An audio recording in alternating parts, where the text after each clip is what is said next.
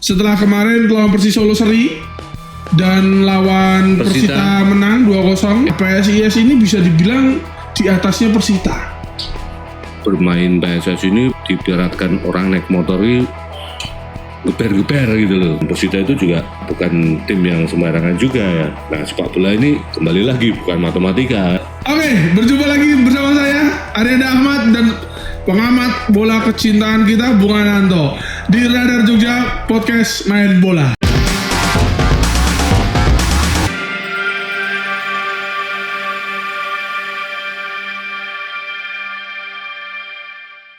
Oke, kali ini kita akan membahas PSIS lawan PSS Sleman. Ya.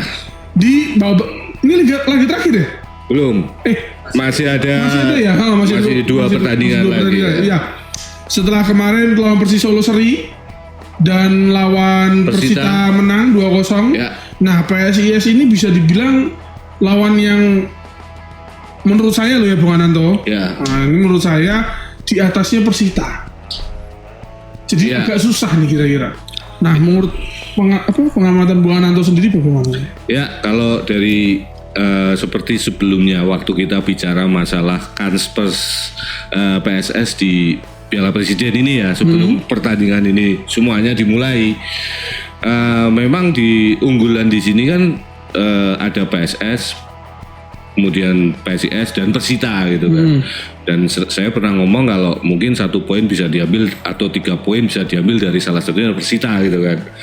Nah, setelah kemarin bisa melewati Persita, sekarang lawan yang akan dihadapi mungkin lebih solid dibanding Persita gitu kan. Bukan saya mengecilkan Persita ya, tapi PSIS ini kalau dari head to head pemainnya dengan pemain Persita dan juga dari kekompakan tim, ini memang agak sedikit di atas Persita PSIS Semarang ini. Nah, mungkin teman-teman juga sepakat kualitas PSIS ini sedikit di atas Persita ya. Mungkin saya juga sependapat dengan itu karena dari hasil pertandingan sebelumnya kan, sekarang PSIS ini mengumpulkan poin 4 ya. Iya. 1 kali seri, 1 kali menang. Seri terakhir dengan Dewa United mereka bermain 2-2 kan. Dan mereka juga punya kemampuan untuk menekan dari awal babak pertama sampai di penghujung pertandingan. Jadi gol penyama kedudukan kemarin pun juga lahir di menit-menit akhir kan. Ini artinya apa? Stamina pemain-pemain PSIS ini lebih bagus, ya kan? Nah, ini yang harus diwaspadai oleh PSIS sendiri karena PSIS Semarang ini mengandalkan, kalau saya lihat dia tidak sepenuhnya mengandalkan dengan bola pendek ya. Tapi dia mengandalkan dengan kombinasi antara bola pendek, kemudian bola panjang juga, tapi dengan positioning pemain yang agak sedikit renggang, maksudnya tidak rapat betul gitu kan. Nah, ini mungkin jadi celah bagi PSS untuk menghadapi PSIS. Cuma karakter bermain PSS ini karakter kalau diberatkan orang naik motor ini geber-geber gitu loh, blayer gitu loh. Sering dia itu main kenceng tapi dadakan gitu kan, blayer gitu kan. Dia itu karakter Semarang sih ya. Kalau karakter Semarang kan yang penting geber dulu di depan, urusan belakangan gitu kan. Karakter Semarang kan seperti itu. Nah, dari dulu. Dan satu lagi pemain-pemain PSIS Semarang mayoritas pemain lama, tapi banyak juga, tapi bukan 50% ya. Banyak juga pemain-pemain baru. Pemain asingnya ganti semua. Sekarang ganti semua pemain asingnya. Yang kemarin menonjol itu kan Marukawa sama Fortes ya. Nah, sekarang datang lagi satu temannya Marukawa yang bermain di Persebaya kemarin, Ali Sesai ini back. Nah, di posisi back itu kalau musim lalu ada Wallace Costa, sekarang di 2 pertandingan kemarin itu nggak ada pemain asing di lini belakangnya PSIS ya.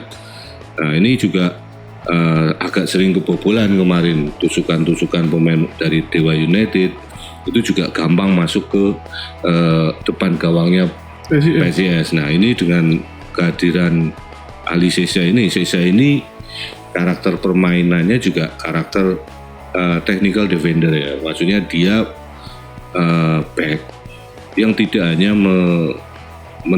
bertumbuh pada kekuatan power atau fisik dia, tapi dia lebih pada skill individu skill individu bermain saat menjaga pertahanan dia sendiri. Jadi dia tidak seperti pemain yang asal tebas dan kemudian waktu dia membuild up serangan dia juga punya kemampuan untuk itu. Ini kemungkinan besar saya pikir sih besok bermain.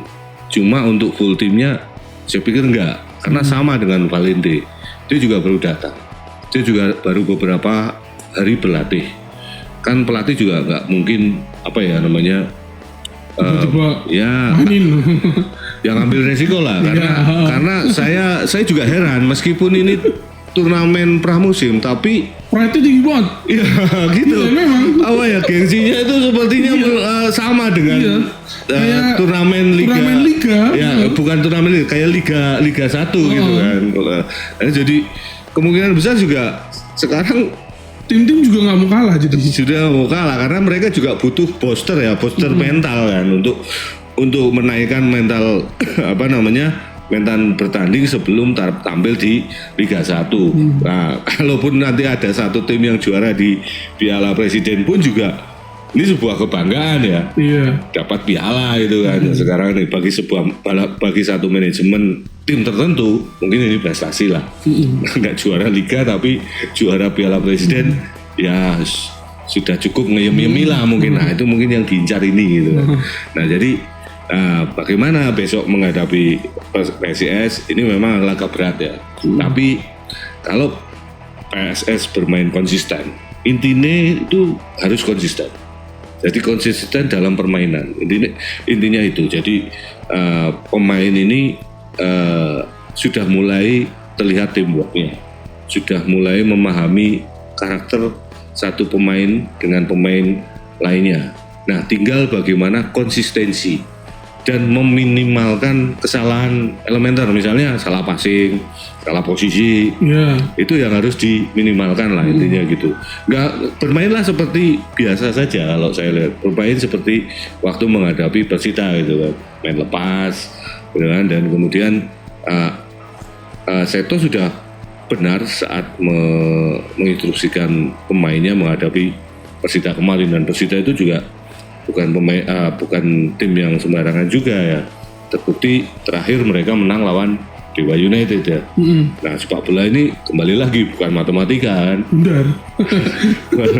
bukan matematika. Jadi kemarin Persita kalah dengan PSS. Iya. Kemudian PSIS draw dengan Dewa United.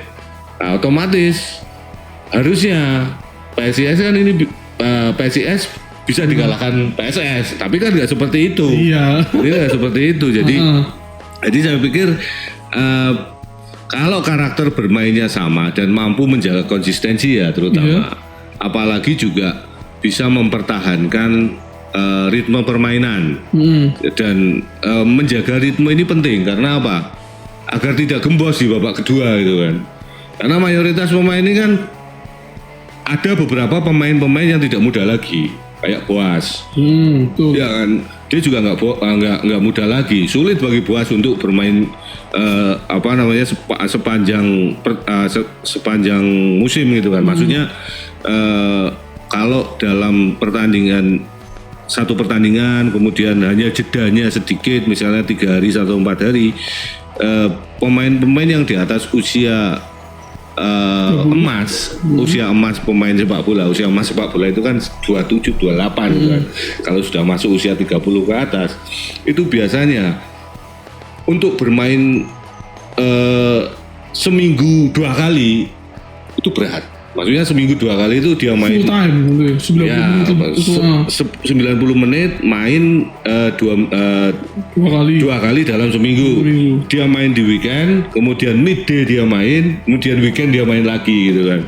Ini berat, ini agak berat. Makanya beberapa kali kan pemain-pemain yang sudah berusia di atas 30, 35 itu kan dia juga tidak diturunkan sepanjang pertandingan 1, 2, 3 dia pasti dia selang-seling bergantian dengan mana. Tapi ada juga pemain yang bisa menjaga kondisi tubuh dengan bagus gitu kan. Nah ini juga masing-masing pemain ini, makanya karena karakter dan kondisi masing-masing pemain ini berbeda, bagaimana caranya agar besok itu tidak bermain gerusa-gerusu gitu, tidak banyak membuat kesalahan. Kalau kita berbuat kesalahan di lapangan, itu pasti akan menguras stamina yang lebih gitu kan.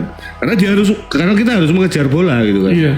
Ya kan, kalau misalnya kita passing salah, ya kan, bola liar, kita harus keluarkan energi lebih untuk mengejar bola. Beda kalau kita pegang bola.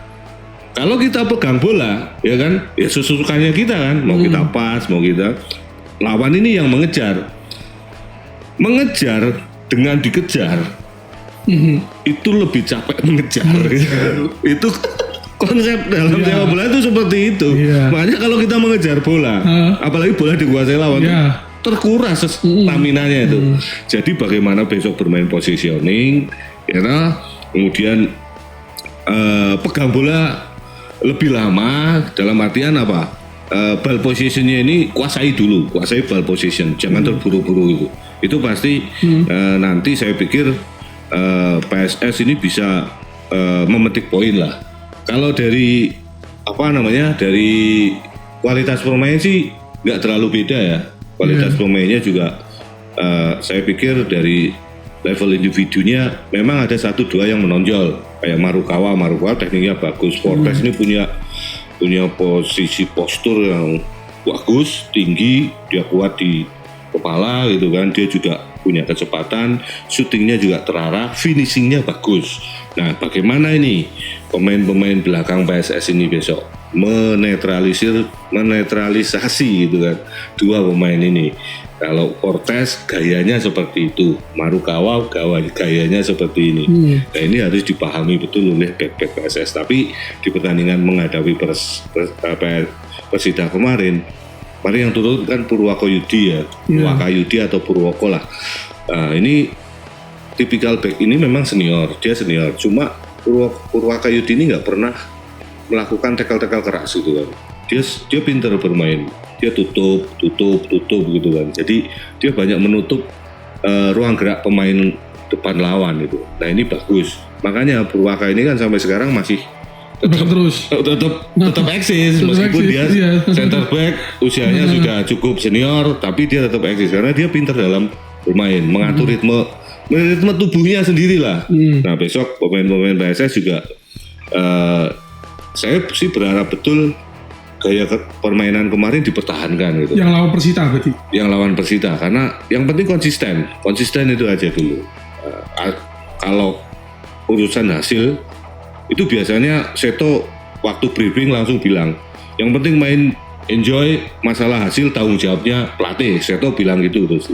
Nah itu hebat gitu kan. Ini pelatih hebat karena apa? Dia siap pasang badan bagi kegagalan anak buahnya gitu kan. Ini luar biasa sekali. Jadi dia siap memanggul beban meskipun yang bermain di lapangan itu pemain-pemainnya. Nah ini satu karakter pelatih yang punya punya tanggung jawab besar bagi pemainnya. Jadi dia tidak membebankan kesalahan pada pemain, tapi kalau mau cari kesalahan salahkan pelatih.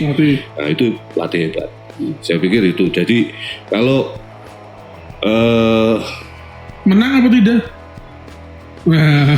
Ya itu tadi, kalau bisa mempertahankan gaya bermainnya seperti kemarin, 3 poin lagi, saya pikir bukan hal yang mustahil. Gitu kan. Nah kalau besok menang, berarti kan lolos ke putaran berikutnya menjadi lebih besar.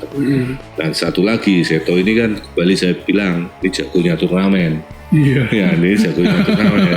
Makanya meskipun ya persiapan PSS ini agak sedikit terlambat. Mungkin kemarin orang Solo, orang Semarang, Tangerang ataupun tim dari Dewa United nggak memperhitungkan PSS. Tapi begitu 2 pertandingan, sekarang PSS benar-benar menjadi tim unggulan. Itu saya pikir di grup A ini menjadi tim unggulan itu. Mungkin itu yang menurut saya itu. Kalau ditanya hasil kembali, saya nggak bisa menebak karena saya bukan. Chance-nya berapa persen untuk kira-kira untuk menang melawan PSIS? Ya 60 lah, 60% menang. Kalaupun seri pun seri dalam artian pertandingan ini akan sedikit ketat. Ini gitu. Berarti jadinya kalau Bung Ananto tetap ada ya chance-nya 60% untuk bisa menang lah ya. Tapi biarpun seri pun nggak masalah sebenarnya. Iya karena seri nggak masalah. Karena tetap istilahnya asal jangan kalah sih. Kalah pun nggak masalah karena ini kan pramusim. Nggak apa-apa sih. Tapi kan kita berharap supaya PSS maju. Ya, yang penting saya nggak berharap PSS kalah. Yang namanya sepak bola itu pasti ada yang menang ada kalah. Betul. Suatu ketika pun kita harus mengalami kekalahan. Tapi kalau kita mengalami kekalahan lebih dulu saat berlatih, saat pertandingan uji coba itu lebih baik daripada kita kalah waktu pertandingan resmi. Ibaratnya kayak orang perangan begitu. Kalau kita tentara itu lebih baik bersimbah keringat saat berlatih daripada bersimbah darah saat pertempuran. Ini gitu. Oke, mari kita nantikan hasil dari PSIS melawan PSS Sleman. Dan janjikan juga nanti ada reviewnya. Review hasil dari PSIS melawan PSS Sleman oleh Bung Ananto.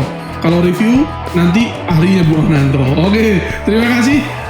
Dan sampai jumpa di podcast main bola berikutnya. Jangan lupa subscribe Radar Jogja Channel dan Radar Jogja Podcast. Oke, bye-bye. Salam olahraga. Salam olahraga.